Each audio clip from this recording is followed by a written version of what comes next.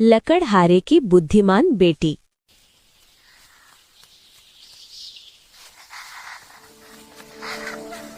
प्यारे बच्चों, आज की कहानी है एक बहुत ही अच्छी दीदी जिनका नाम था माला।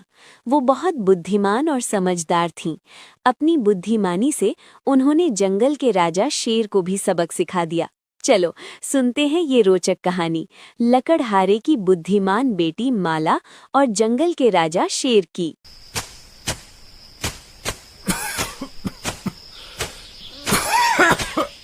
माला दीदी के पापा रोजाना जंगल में लकड़ी काटने जाते थे और बाजार में लकड़ी बेचा करते थे। एक दिन माला दीदी के पापा को बहुत तेज बुखार आ गया और डॉक्टर ने उन्हें घर पर आराम करने के लिए बोला। माला दीदी की मम्मी उनकी देखभाल कर रही थीं। इस वजह से माला दीदी बोली, माँ, मैं जानती हूँ पापा की दवाई के लिए पैसों की जरूरत है, इसलिए मैं सोच रही हूँ कि अब से जंगल में लकड़ी काटने मैं खुद जाया करूँ। पर बेटा, तुम अकेली जंगल में जाओगी। वहाँ पर बड़े बड़े जंगली जानवर खुले में घूमते हैं, कहीं कुछ मुसीबत ना आ जाए। माँ, फिक्र मत करो, मुझे कुछ नहीं होगा। मैं ध्यान से लकड़ी काटूंगी और ज्यादा जंगल के अंदर नहीं जाऊंगी। बस जंगल के किनारे से ही पेड़ों से सूखी लकड़ी तोड़ लूंगी। माला बिटिया, मेरी तबीयत की वजह से तुम सबको कितनी परेशानी हो रही है। बापू, आपने भी तो हमारे लिए बहुत कुछ किया है। अब मेरी बारी है, मैं जल्दी लौट आऊंगी।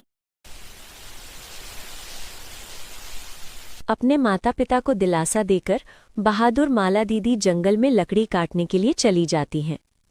कुछ दिनों तक माला दीदी जंगल में से सूखी लकड़ियां लाकर बाजार में बेचती रहीं। पर एक दिन माला दीदी जब जंगल में पहुंची तो अचानक उन्हें कुछ जंगली जानवरों ने घेर लिया। महाराज शेर सिंह अब हमसे बहुत खुश होंगे। हमने जंगल की रानी ढूंढ ली है।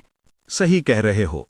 अब महाराज शेर सिंह बस आते ही होंगे, फिर हम इस लड़की के साथ महाराज शेर सिंह की शादी कर देंगे।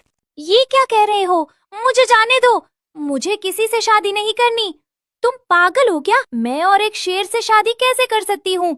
मैं शेर से शादी नहीं करूँगी। क्या कहा? तू महाराज शेर सिंह से शादी करने के लिए मना कर रही है?